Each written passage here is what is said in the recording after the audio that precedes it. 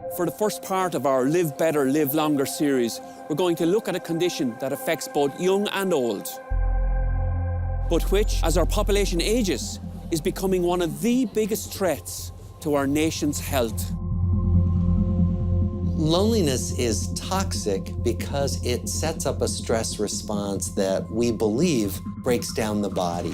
Dr. Robert Waldinger is the fourth director of the Harvard Study of Adult Development, the world's longest-running study on human happiness. Since the 40s, it has followed the lives of 742 men of different social backgrounds and their families in Boston to see what were the most important factors in predicting their happiness and health in later life. Psychological testing, cognitive testing, we drew blood for DNA, and we scanned their brains. The results of this 80-year-long study were surprising but clear. We learned that people who are more isolated than they want to be, who are less close to other people than they want to be, develop the diseases of aging sooner than people who are not lonely. They develop heart disease, diabetes, arthritis, and even their brain functioning declines sooner. So what does loneliness feel like? The writer Olivia Lang says, it's like feeling hungry when everybody else is readying for the feast. Loneliness can affect all ages, but as we all live longer, more and more of us are going to experience its effects. Photographer Don Smith moved to Ireland at the age of 14. 10 years later, he met his wife in Dublin. It was love at first sight, and we were married for 43 years. For most of their marriage, Don's wife was grappling with bipolar disorder. Her health was pretty awful most of the time, but she never complained, and it was wonderful. The couple had one son, but he has lived in the UK since 1990 with Don's grandson. We seldom saw him. It was mostly just the two of us who had each other for company.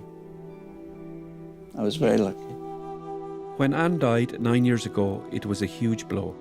It was a very strange world for me afterwards, as it must be for everybody who loses someone who they've been close to for half their life. I was kind of lost. If people asked me, I would certainly have agreed that, yeah, I'm lonely. I think it's an amazingly brave thing to actually pick up the phone and say to somebody, I'm lonely or I need support. Sean Moynihan is the CEO of Alone, who provide a befriending service for older people who are experiencing loneliness. We're an ageing population, and 1 in 8 older people have isolation and loneliness to the extent that it'll shorten their lives, and we're here to respond to that.